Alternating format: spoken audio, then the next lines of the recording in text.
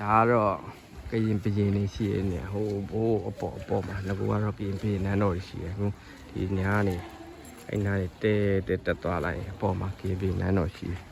ဒါရေထွက်တဲ့နေရာဒီနေရာဒါတွေကတော့ရေကူးတဲ့နေရာပေါ့နော်ရေကြည့်တယ်ဒီနေ့တော့လူနည်းနေတယ်ဒီမှာစိတ်ကြိုက်ကူးလို့ရရေကိုကြည့်လိုက်ရှဲကြီးရှေးရဟိုကနေထွက်လာတယ်ဒီမှာတစ်ဆင့်ရှိရပေါ့နော်ဒီတစ်ဆင့်ပြင်ဒီမှာတစ်ဆင့်နောက်ဟိုမှာတစ်ဆင့်သူအဆင့်နဲ့ကူးလို့ရတယ်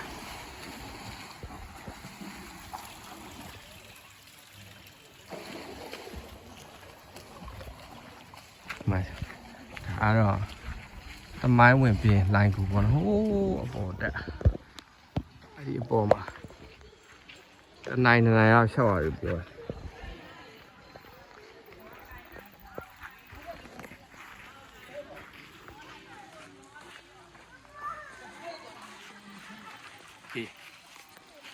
ဒီပေါ်မှာတော့နိုင်ကိုတက်လို့ရှိတော့ဒီပြင်နန်းတော့နေရှိတယ်။နောက်တက်ပြလို့ရှိရင်ဆက်ပြအောင်အားလုံးပဲ Thank you ဆုလာဆိုင် Okay